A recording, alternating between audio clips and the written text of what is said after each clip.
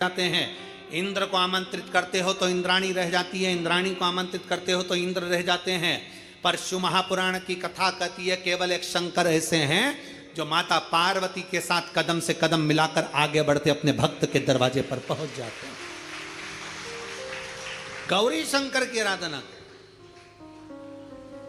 तो लक्ष्मी जी बोली मैं इतने समय से शंकर को जल चढ़ा रही हूं, मैं इतने समय से शिव पर जल चढ़ा रही हूं, शंकर प्रसन्न नहीं होते। भगवान माता ब्रह्मणी ने कहा शंकर को जल चढ़ाकर अगर हाथ की इन मुद्राओं को, हाथ की अंजलि को, हाथ को अगर थोड़ा सा भी आप जलाधारी पर स्पर्श कर देते हो तो वो जल पार्वती और शिव दोनों को समर्पित होकर पार्वती जी उसको स्वीकार कर लेती है कि इसने मुझे भी जल चढ़ाया है। केवल स्पर्श मात्र। जैसे ये शिवलिंग है, जैसे ये शिवलिंग है, ये जलाधारी है। इस जलाधारी का जो गोल भाग है, चौकोर भाग है जलाधारी का, उसका मात्र जल चढ़ाने के बाद स्पर्श मात्र कर लेने पर भी पार्वती और शिव की आराधना का पूरा फल हमें प्राप्त हो जाता है। प्रदोष काल में एक बड़ी सुंदर बात आती है। प्रदोष काल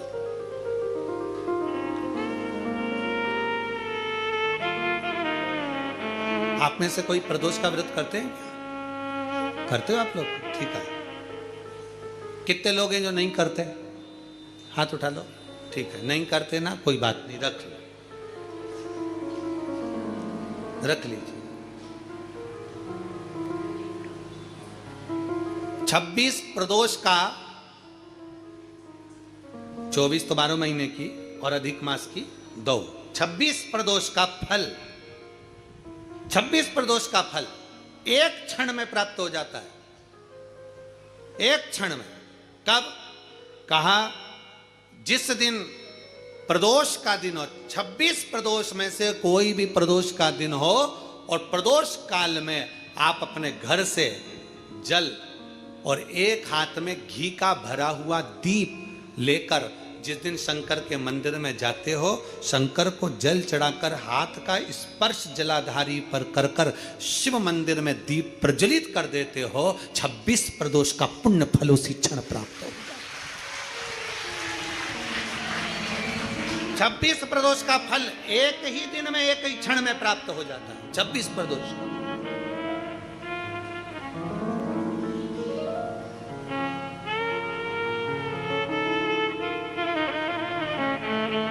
अब कई माताएं कहेंगी गुरुजी हम तो इतने साल से प्रदोष कर रहे हैं और तुमने इन सबको एक ही में निपटा दिया।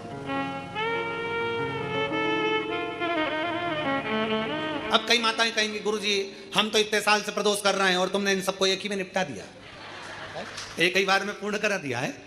हम इतने साल से कर रहे हैं, वो क्या?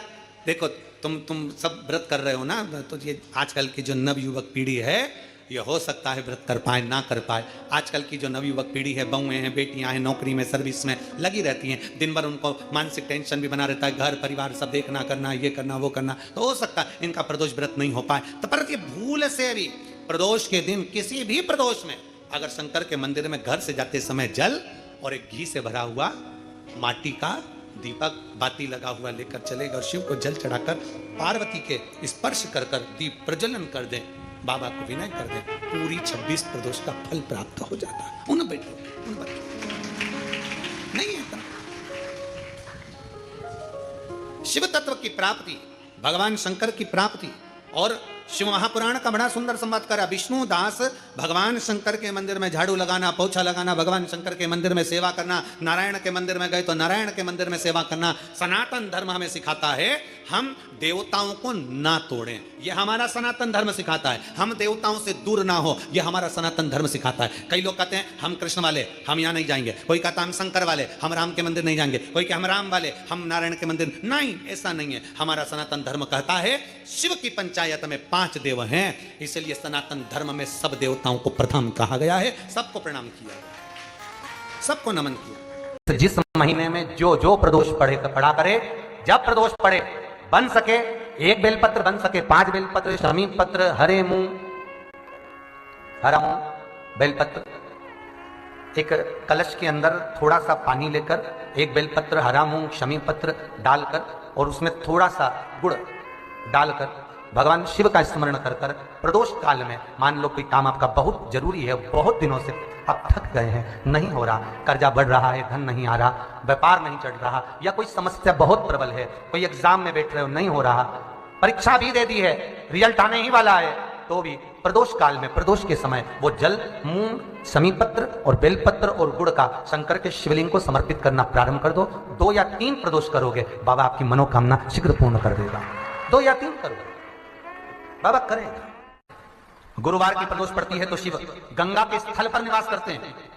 गुरुवार की प्रदोष शत्रुओं का नाश करती है। ऐसी प्रदोषों का नियम वर्णन किया, फिर लिखा शिव महापुराण में, बड़ा सुंदर लिखा विद्यार्थी जी ने। मान लो आप प्रदोष का व्रत नहीं कर सकते, आप अगर व्रत नहीं कर सकते तो प्रदोष के दिन, प्रदोष काल में शाम का समय, सूर्य अस्त का कुछ पल, कुछ घड़ी के पहले से लेकर बाद तक का प्रदोष काल के अंतर्गत आप शंकर जी के मंदिर में जाकर 1 लोटा पानी, 5 बेलपत्र भी अगर समर्पित करते हैं तो संपूर्ण प्रदोष का फल आपके भाग्य में प्रकट होता है। शिव महापुराण में शिव कथा कहती है, नंदी का 1 पांव जो ऊपर होता है, आप लोग दर्शन करे होंगे शंकर जी के मंदिर में नंदी के, तो नंदी का 1 पांव उठा हुआ होता है, 1 पांव नीचा की ओर होता है। शिव पुराण की कथा कहती है, मान लो कोई हड्डी से जुड़ा हुआ रोग, नेत्रों से जुड़ा हुआ, मस्तिष्क से जुड़ा हुआ कोई रोग रहता है, तो एक नीले कलर का फूल आता है महाराज, उस फूल में हल्दी डालकर गुरुवार का प्रदोष पड़ने पर जो नंदी के पांव के पास समर्पित कर देता है महाराज, उसका रोग धीरे धीरे समाप्त होने लगता है।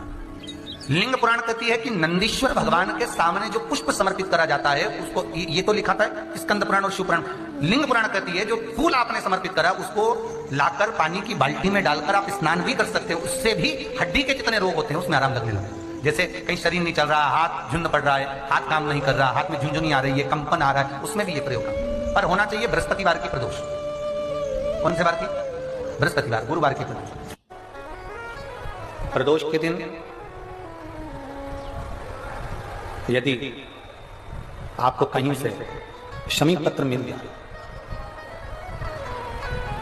प्रदोष के दिन यदि कहीं से आपको शमी पत्र मिल जाए, और प्रदोष काल में, प्रदोष का जो समय होता है, शाम का जो समय होता है प्रदोष काल,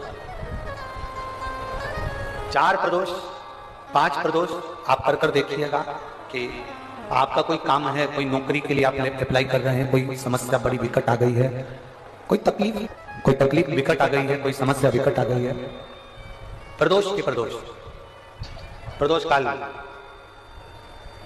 अगर एक शमी पत्र भी आप घर के शिवलिंग को, अब ये करने के लिए आपको मंदिर के शिवलिंग नहीं जाना, अपने घर में जो शिवलिंग, चाहे वो स्फटिक का हो, पारद का हो, कंकर शंकर का हो, लकड़ी का हो, जो शिवलिंग तुम्हारे घर में, कांच का हो, चाहे वो नर्मदा के कंकर का हो, नर्मदेश्वर हो, पाषाण का हो, जो शिवलिंग, चांदी का हो, सोने का हो, तांबे का हो, पीतल का हो, जो शिवलिंग तुम्हारे, एक शमी पत्र यदि आप भगवान शंकर के शिवलिंग पर समर्पित कर रहे हो, और उस शमी पत्र को उठाकर रात्रि को 9:15 की जो एक मुहूर्त होता है, एक समय होता है, जिस समय पर हम अपने मन की बात भगवान शंकर को कहते हैं, पूर्व में भी इसका वर्णन हम कर चुके हैं कथाओं में। उस 9:15 पर वो शमी पत्र को उठाकर एक कागज में, कटोरी में उसको रखते हैं।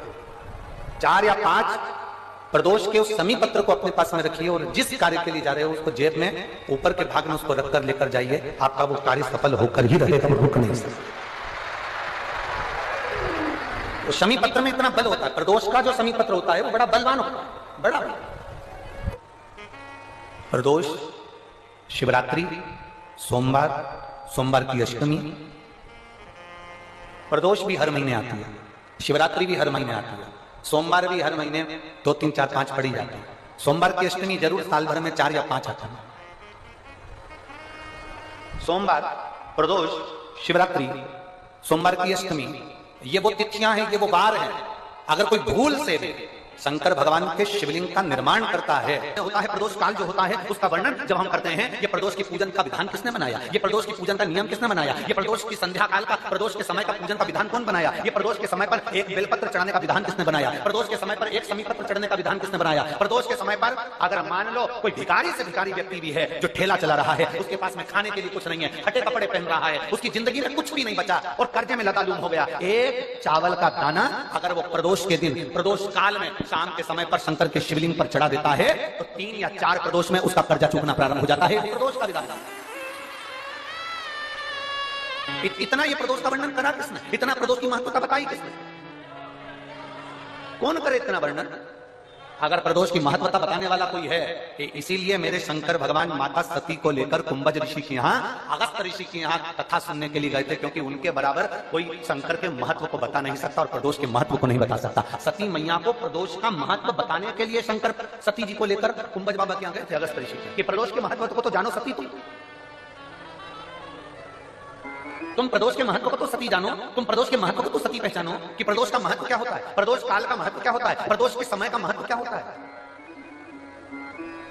जिस समय पर सूरज डूब रहा हो, चंद्र प्रकाशित हो रहा हो, दोनों का मेल हो रहा हो, ना तो पूरा सूरज डूबा है, ना पूरा चंद्र आया है, ना पूरा अंधेरा है, ना पूरा उजाला है, उस समय को प्रदोष काल कहा गया, उस समय को प्रदोष का समय कहा गया, प्रदोष काल कहा। अब कई लोग हमसे कहते हैं गुरुजी आप हमको प्रदोष का समय बताया करो कि प्रदोष काल किसको कहते हैं, प्रदोष का समय किसको कहते हैं। अब एक बात हम आप सबसे कहना चाहते हैं, जितने लोग आस्था चैनल पर सुन रहे हैं, जितने फेसबुक यूट्यूब पर सुन रहे हैं और जितने रेवाड़ी की पवित्र धरा पर कथा को सुन रहे हैं, आप सबसे एक बात कहना चाहेंगे, अगर हम समय देखकर बताएं आपको कि शाम को 6 बजे, 6:30 बजे, 6:30 से लेकर 7:30 के बीच में ये समय है, या 5:30 से लेकर 6:30 तक का ये समय है, या हम तुमको बोल दें कि इतनी बजे ये समय प्रदोष काल का रहेगा या इतनी बजे ये समय रहेगा, तो देखिए कभी कभी ठंड का समय आता है तो दिन जल्दी ढल जाता है, कभी कभी गर्मी का समय रहता है तो दिन बहुत लेट ढलता है। इसलिए समय की गणना से मत चलो, आप तो ये अंदाजा लगाकर रखो कि दिन ढल रहा हो, अंधेरा होना शुरू हो रहा हो, सूरज डूब रहा हो, चंद्र प्रकाशित हो रहा हो, अंधेरा अपना काम कर रहा है, सूरज ढलता जा रहा है, दिन कम होते चले जा रहा है और अंधेरा थोड़ा बढ़ते चले जा रहा है। इन दोनों का जो मिलन का समय हो, अब वो कितनी भी बजे, आप तो बस उसके मिलन का समय निकाल लो, वही समय प्रदोष काल कहलाता है, वही समय प्रदोष काल।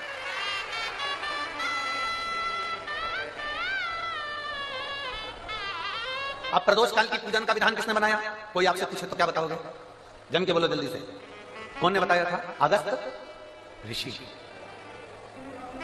सबसे प्रदोष व्रत का नियम जो आप ले रहे हैं, प्रदोष व्रत को जो आप श्रवण कर रहे हैं उसको जरा ध्यान से सुनिएगा। सबसे पहले स्नान ब्रह्म मुहूर्त का, सुबह का, उसके बाद में फिर आसन पर बैठकर भगवान की भक्ति को धारण करना, शंकर का अनुमोदन करना, शिव भक्ति में डूबे रहना, शंकर का स्मरण करना, शंकर के नाम का स्मरण करते रहना, ये प्रदोष का मूल तत्व। महाराज प्रदोष व्रत करने वाले को भोजन नहीं करना चाहिए, ध्यान दीजिएगा। फलाहार करो, उसमें भी नमक का सेवन मत करो, प्रदोष व्रत में नमक का सेवन वर्जित होता है। कोई कैसे कहते तुमको कि तुम भाग्य हो, ना ना, हमारे बराबर भाग्य नहीं है किसी का, तुम्हारी ग्रह खराब है, तुम्हारे ग्रह खराब है। संभेश्वर महादेव का नाम, 7 कनेर के पुष्प, कितने 7 कनेर मालूम है, ये रोड पर जो जाते हो डिवाइडर में पीला पीला फूल लंबा, जो कि पशु पक्षी कोई नहीं खाता, जहरीला फूल माना जाता है, कनेर के 7 फूल, एक बेलपत्र।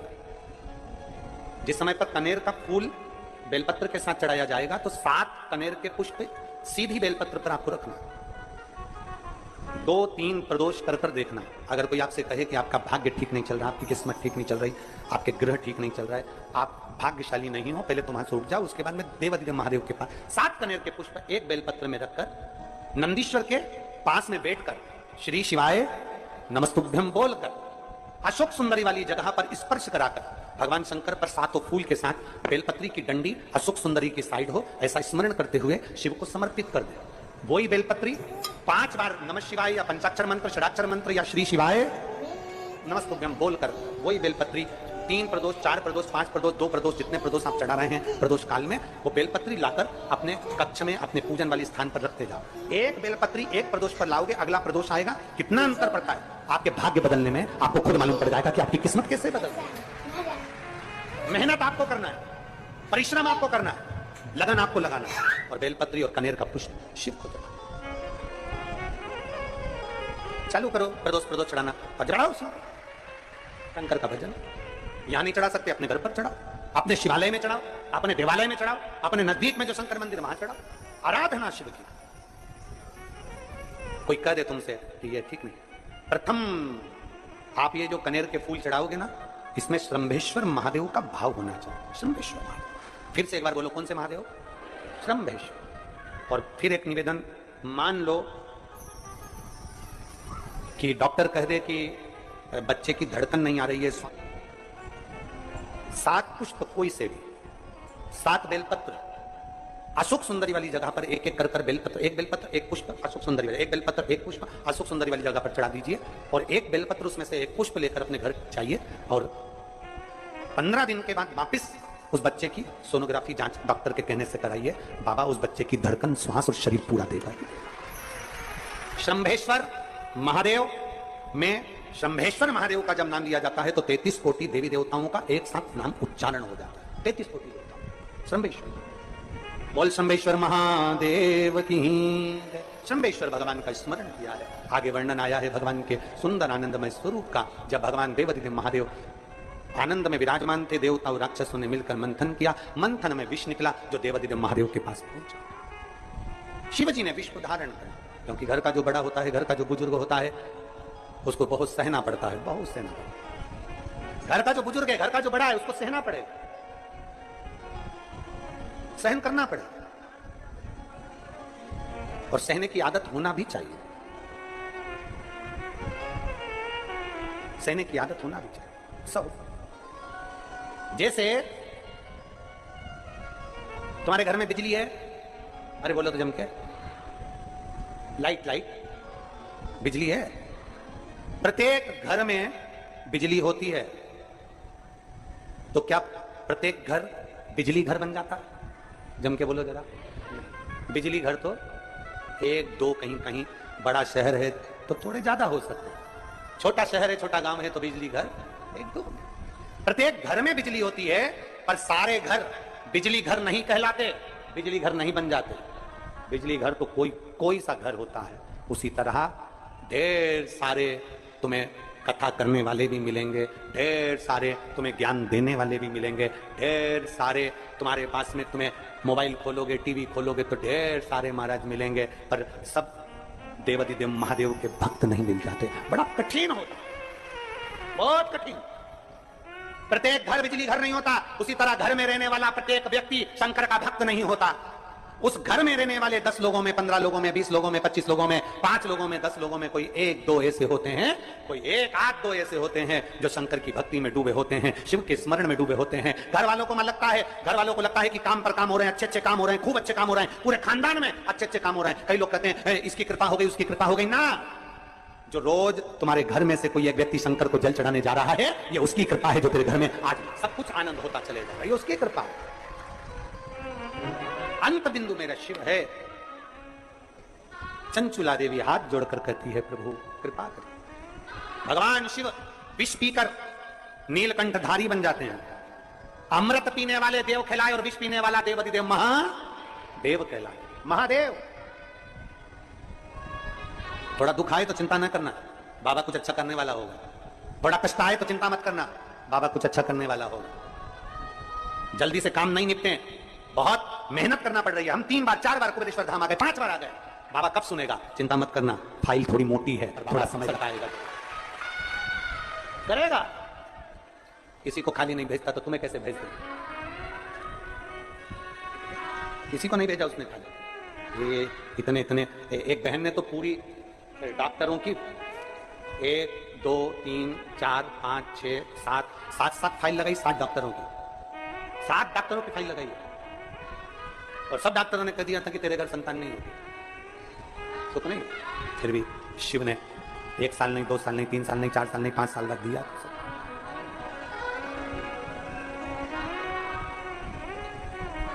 देता जरूर है, थोड़ा समय लग सकता है। विष पीने के बाद भी बाबा का नाम नीलकंठधारी हो गया, त्रिपुंडधारी हो गया, त्रिकालदर्शी, कैलाशी, अविनाशी हो गया। क्या नहीं देता? शिव कथा कह रही है, भगवान शंकर का चरित्र कर रहा है, शिव महापुराण की कथा कर, ओगरदानी का चरित्र कर, बाबा के सुंदर 12 ज्योतिर्लिंग का चरित्र श्रवण कराया, वर्णन किया। फिर वर्णन आया है मल्लिकार्जुन का। कार्तिक के बाबा जब रुष्ट होकर चले गए तो उनको श्रीशैलम पर जाकर मनाया, मल्लिकार्जुन के रूप में विराजमान। जब अपने नजदीक में, अपने क्षेत्र में शिव महापुराण की कथा हुआ करे तो 7 दिन नहीं तो 6ठे दिन, 7वें दिन, एक दिन जाकर बाबा की उस धरा को प्रणाम जरूर करा, प्रयास। मल्लिकार्जुन के रूप में पुजाए।